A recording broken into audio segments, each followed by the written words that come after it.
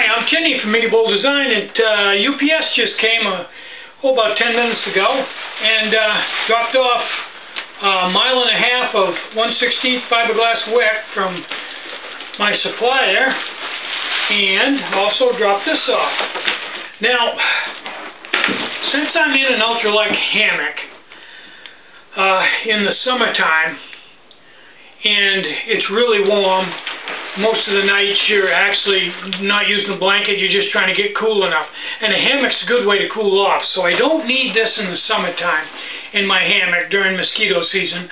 The hammock has a no-seam net, completely covers it, and I'll be really comfy in there with just a Thermalite blanket.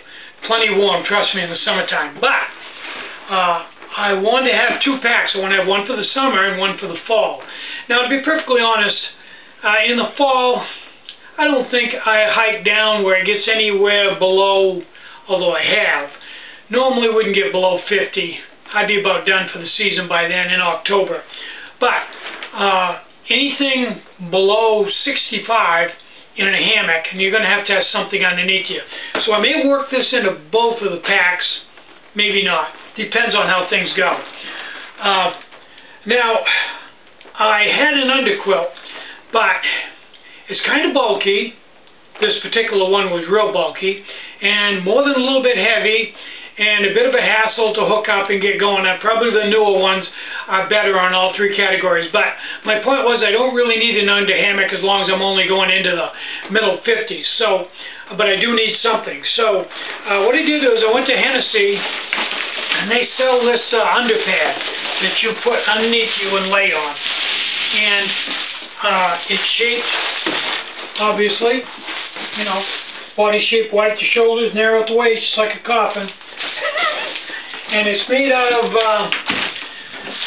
some type of bubble. It's looks like Reflectex, but it's much more robust, much thicker, much heavier, and much more durable.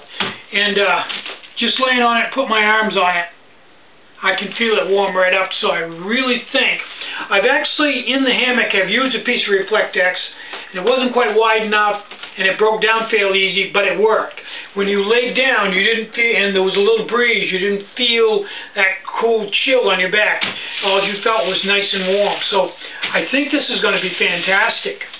Now, for my fall pack, which is going to probably be 8 or 9 pounds, I'm going with the war bonnet.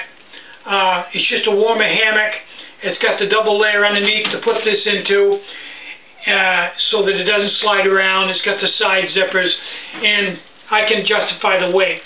Now, I found out that after using all the hammocks, comically, it's a kind of a comical thing, that after using all the hammocks, slowly I found one, the ultralight Hennessy, that I was very comfortable in. But after laying in it for a while, and then going back to the other one slowly and goofing around, the other one started getting more comfortable. And there's a reason for that.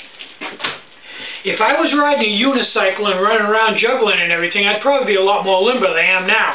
I think you could ask Suge about that, and he loves his war bonnet. But the problem was that the cords in the backs of my legs were not stretched out to the point that they should have been. Biking didn't do that.